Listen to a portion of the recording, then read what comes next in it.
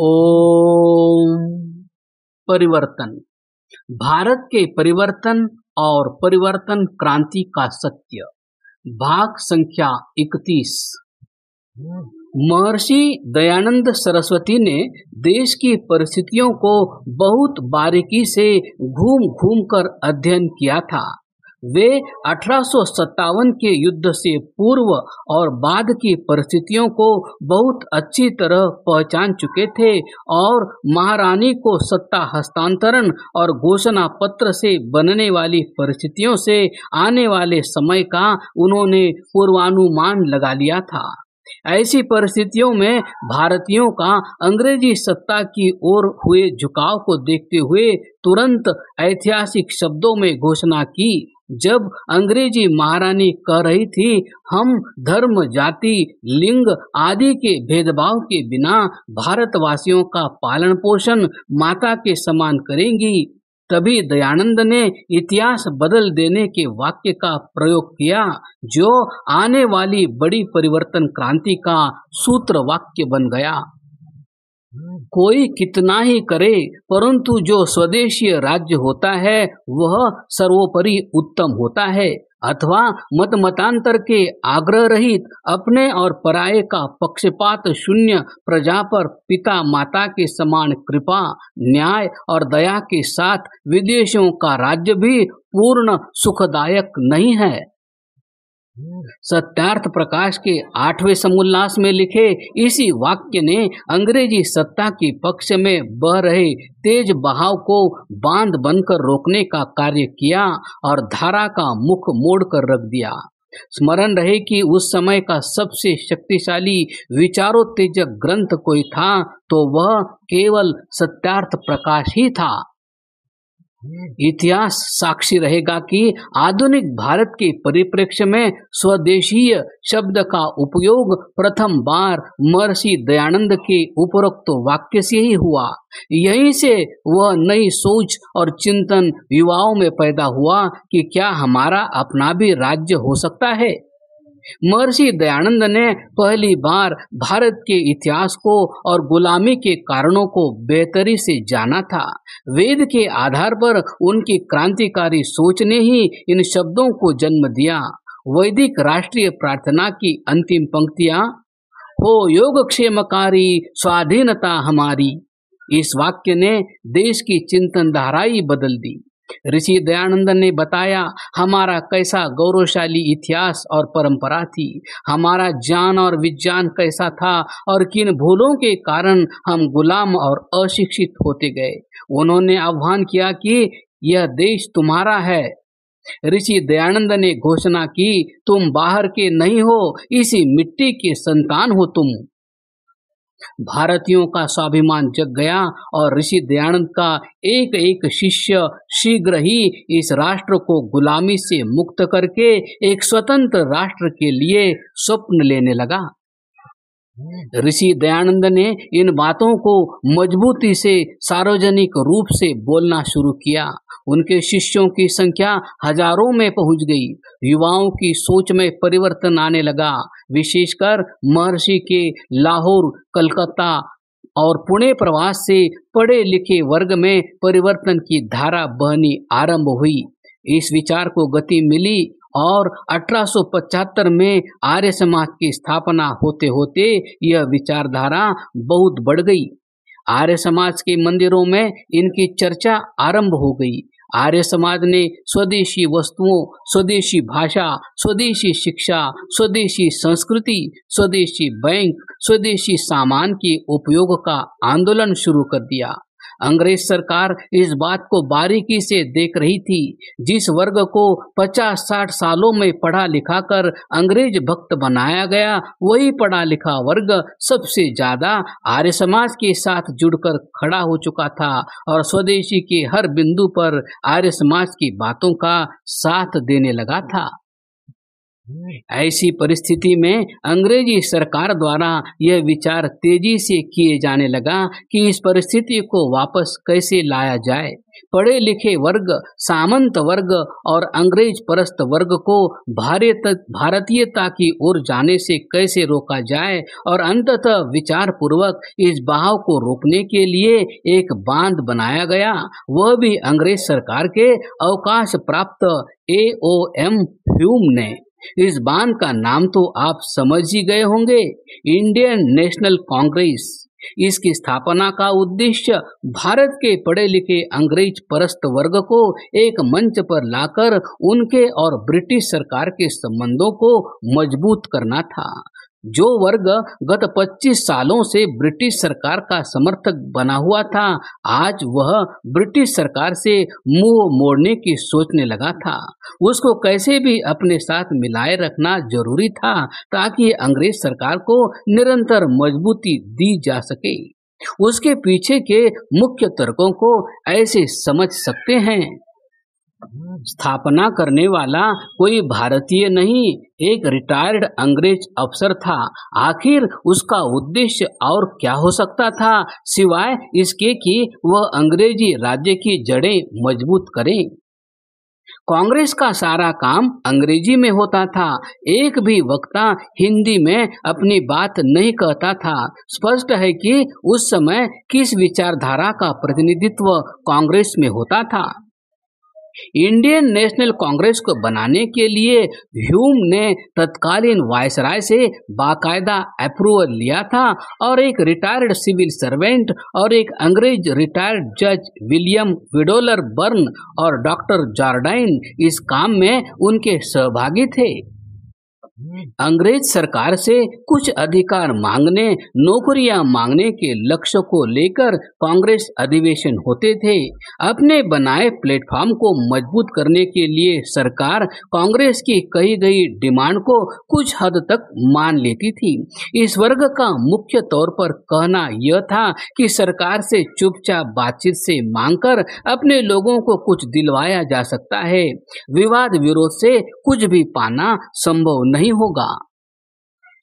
लंबे समय तक George Yule, Alfred web, sir Williams, sir Henry cotton जैसे अंग्रेज अफसर कांग्रेस के अध्यक्ष रहे और 25 वर्ष तो AOM ह्यूम ही इसके सेक्रेटरी रहे। तो भला कैसे अंग्रेजों से देश आजाद कराने की बात ऐसे प्लेटफॉर्म पर सोची भी कैसी जा सकती है।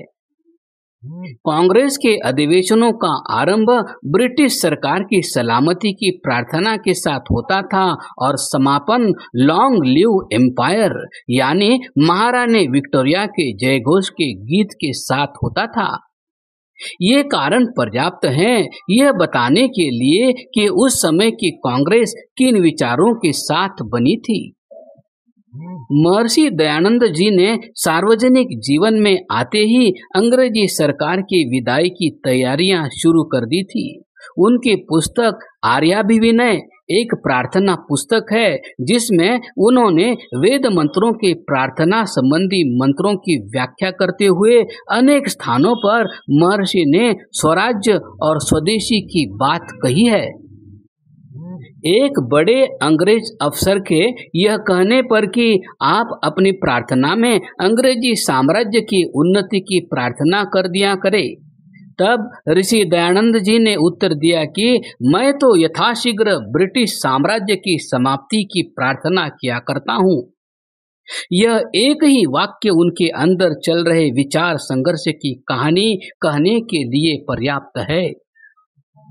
उनके शिष्यों ने उनकी बातों को आगे बढ़ाना शुरू किया तो एक एक बात आंदोलन बन गई और वे सब के सब अंग्रेजी साम्राज्य के पतन के लिए लड़ने वाली सेना के योद्धा बन गए। आर्य समाज का प्रत्येक सिपाही समाज को मजबूत करने में जुटा था। भाषा में, शिक्षा में, संस्कृति में, धर्म में, स्वदेशी में, स्वाभिमान में, गौरव में और आर्य समाज के खोले गए DAV स्कूल, गुरुकुल और कन्या महाविद्यालय से एक नई प्रकार की सोच लेकर एक फौज तैयार हो रही थी।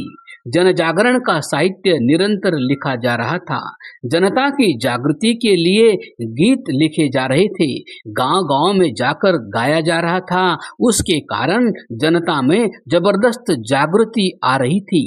प्रसिद्ध गीत पगड़ी संभाल जट्टा लिखने वाले बांकेलाल और प्रसिद्ध करने वाले सरदार अजीत सिंह दोनों ही आर्य समाज से प्रेरित थे। कांग्रेस दिखावे में तो भारतीय मंच था, पर था सरकारी राजनीतिक मंच।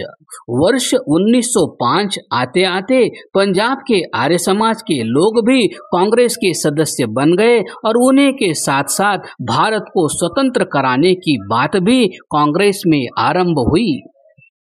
लाला लाजपत राय, बाल गंगाधर तिलक और विपिन चंद्र पाल की मित्रता ने तीनों का विचार एक कर दिया। आहिस्ता आहिस्ता कांग्रेस में अब राष्ट्रवाद और स्वदेशी के प्रबल समर्थक शामिल हो रहे थे। यहीं से कांग्रेस में दो विचारधाराएं बननी शुरू हुई। एक, अंग्रेज सरकार के सहयोग से कुछ पाने की मंशा रखने वाले अंग्रेज सरकार के सहयोग से कुछ पाने की मंशा रखने वाले नरम दल, और दूसरी ओर स्वदेशी और स्वराज्य की बात को मजबूती से कहने वाले गरम दल।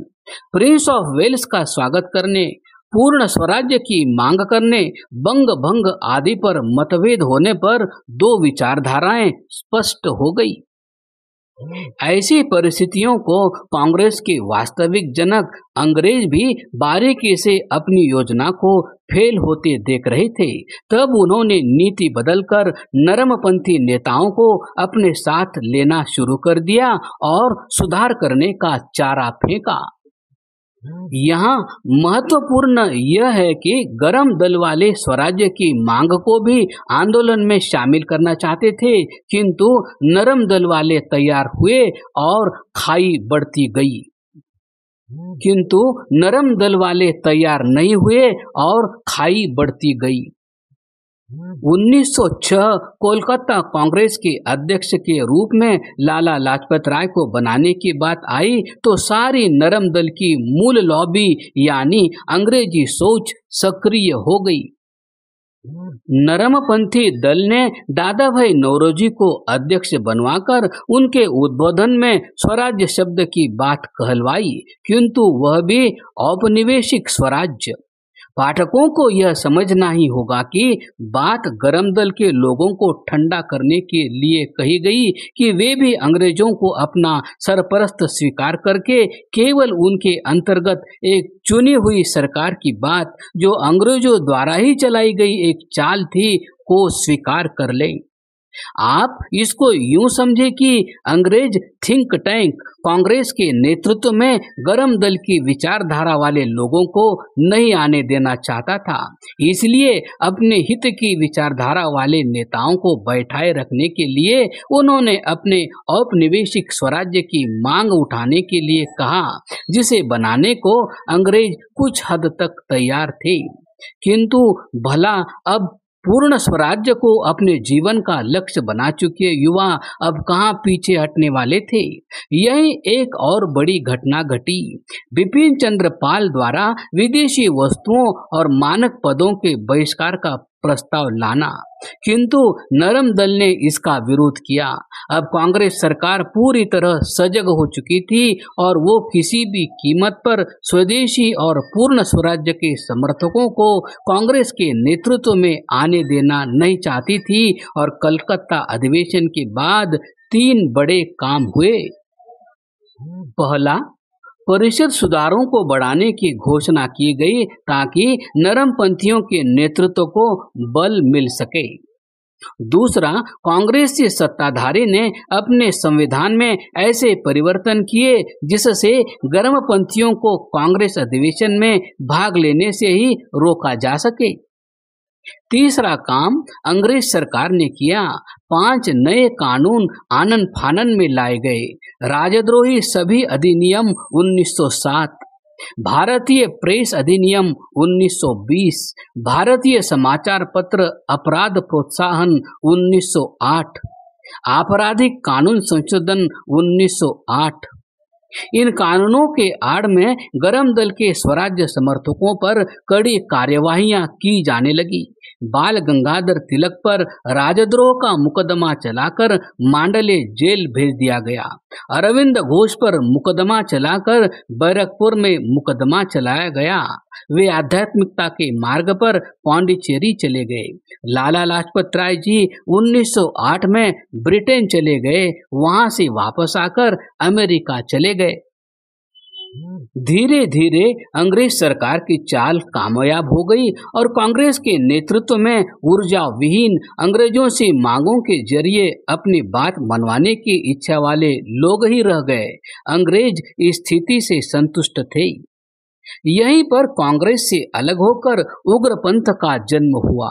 कांग्रेस में कट्टर देशभक्त गर्मपंथियों का यह हाल देखकर देश का युवा आंदोलित हो उठा और उसने हथियार उठा लिए। हम इस पुस्तक में उसका विस्तृत इतिहास नहीं कहेंगे, पर यह बात बताना बहुत जरूरी है कि जितने भी क्रांतिकारी देशभक्त सीधे अंग्रेजी सत्ता से लड़ने की बात कर रहे थे, वे सभी ऋषि दयानंद के शिष्य और आर्य समाज की संस्थाओं, डीएवी कॉलेज, नेशनल कॉलेज, गुरुकुलों में पढ़ने वाले ही नौजवान या उससे प्रेरित देशभक्त ही थे। कांग्रेस के अपने दफ्तर नहीं थे, बहुधा आर्य समाज मंदिरों में ही कांग्रेस की बैठकें और सभाएं होने लगी थी। पर आर्य समाज का व्यापक प्रभाव कांग्रेस की कार्य पद्धति पर बढ़ता चला गया। आर्य समाज के मुद्दों को जनता के बीच अपनी पकड़ मजबूत करने के लिए कांग्रेस ने अपने एजेंडे और विषयों में जगह दी, जैसे अस्पृश्यता और जाति प्रथा का विरोध, पर्दा प्रथा जैसी अमानवीय प्रथा का विरोध, खादी और ग्रामीण उद्योग धंधों को बढ़ावा देने की बात में कांग्रेस ने अपने एजेंडे में रखी। क्रमशः